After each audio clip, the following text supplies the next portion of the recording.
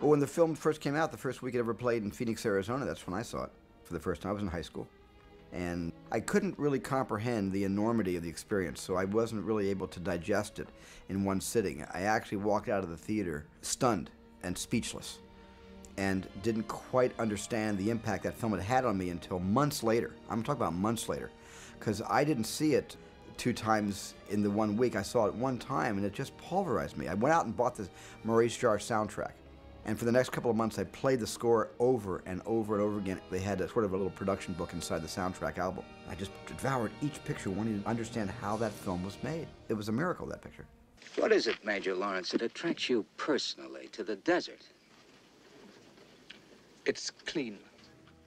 Phoenix, Arizona is a desert community, and I was raised in the desert, and so I had an affinity for Lawrence's love of the desert and understood his obsession with how clean the desert was. And that's what I always thought, that the desert was cleaner than the city and the neighborhoods, that nature just swept all the debris out of the desert and kept it pristine every moment.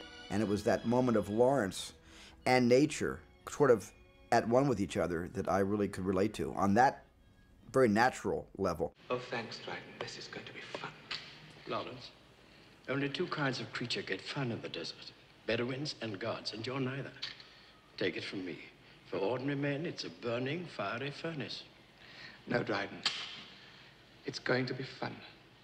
On a purely tactile and visual level, it was just the transitions. The transition that blew me away was when he blew out the match and it became the sunrise over the desert. I mean, moments like that, which I couldn't articulate then, still subconsciously aroused my curiosity about, well, how do they get those moments? How do those shots happen? Do they have to actually get up in the morning at 4 o'clock and wait for the sun to rise? And I guess they actually did. David Lean was that kind of a poet, novelist, filmmaker, naturalist. Mr. Bentley, you must know as much about Colonel Lawrence as anybody does. Yes, it was my privilege to know him and to make him known to the world. He was a poet, a scholar, and a mighty warrior. Thank you. He was also the most shameless exhibitionist since Barnum and Bailey. The T.E. Lawrence story, which was important in other countries, was rather obscure here. So I don't think there were a lot of critics that were so politically correct to attack David Lean and the picture for historical and personal inaccuracies. But it was a whole different time in the 60s. Today, it probably would be attacked by individual journalists and writers who also would like to set the record straight, tell people the way it really was, and make a name for themselves. And I think probably the film wouldn't have ducked the bullet today the way it did then. I think it all depends on what history are you playing with. Are you playing with obscure history, history that most, certainly Americans, know nothing about? Or are you dealing with the kind of history that's taught every day in schools? In a sense, there's a kind of revisionist history for entertainment purposes that I don't agree with if it violates such an important era of culture. I would rail against anything about the Holocaust that wasn't absolutely authentically honest. But there are certain movies like that that I think allow you to take artistic interpretive license. When you have a character who is such a character, I mean, he's so bigger than life. And I just don't quite think that film would have been as romantically poetic had it been just a chronology of the actual life of T.E. Lawrence. To be great again, it seems that we need the English or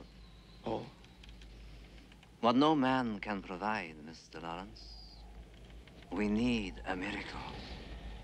When I first met David Lean, it was sort of, for me, it was meeting my guru. I mean, somebody who I had worshipped and studied and dreamt of meeting someday. And he didn't disappoint me at all when I first met him. He was intimidating in his intellect, and the fact that I couldn't keep up with his knowledge about history and about current events and about film. And yet I also understood that there were directors and filmmakers who he admired and loved. In return, I realized that there is a kind of pecking order, that David Lean was inspired, and he inspired a whole generation of filmmakers, and some of us inspire other young film students who want to become professional directors and writers and actors and actresses, and that's all really important, and I really understood that from him, and we sort of talked that same language. But then we got down to talking about things like, well, how'd you get the footprints out of the sand for take 2? Because I saw those camels were walking for 3/4 of a mile, and then what about take 2? And then he would explain to me why the film took something like 285 actual shooting days to finish. And you understood why sometimes David was only getting 1 shot a day. I was involved in the restoration of Lawrence, and I remember the honor of sitting next to David the first time we showed him his own film. And he watched it for the first time in a long time with us, all finished, brand new answer print on the available printing stock that was much better than the available printing stock he had in the 60s. But instead of being quiet and watching the picture for his own pleasure, he wanted to talk me through every single scene. So I got a kind of, what we have on our DVDs today, where you've got the director talking about his film while you watch the picture, you got the narration on one track. It was exactly the experience I had, except it was live. And David Lean is next to me, giving me all the details of how every single sequence was shot, where it was shot, what Peter O'Toole was like that morning. That was a good morning for Peter, a bad morning for Peter, what it was like working with Omar Sharif, what it was like working with Alec Guinness again. I mean, David was narrating the backstage how I made Lawrence of Arabia while we were watching together Lawrence of Arabia restored. It was an amazing couple of hours for me.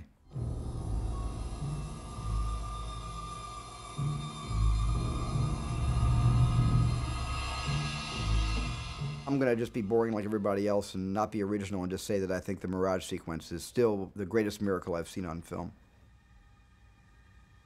There's a number of films I dip into for inspiration, and of course, there's 3 David Lean films I look at a lot. One is Lawrence of Arabia. That's probably my favorite David Lean picture. My second favorite is Bridge on the River Kwai. And then I know it was sort of panned by the critics, but when I saw Dr. Zhivago, I thought it was a masterpiece.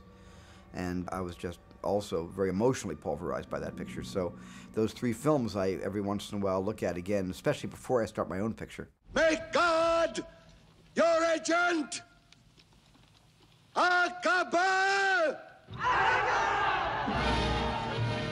Here's what happened today. They could make Lawrence of Arabia today digitally by combining digital effects with live action effects. But in a sense, that's like going to Victoria Falls. And instead of taking the National Geographic Hasselblads to photograph the falls, you say, you know, we don't have to send a photographer to Victoria Falls. Let's digitize Victoria Falls. They'll never tell the difference. Well, people can tell the difference. They know a real wave from a digital wave, a real twister from a digital twister.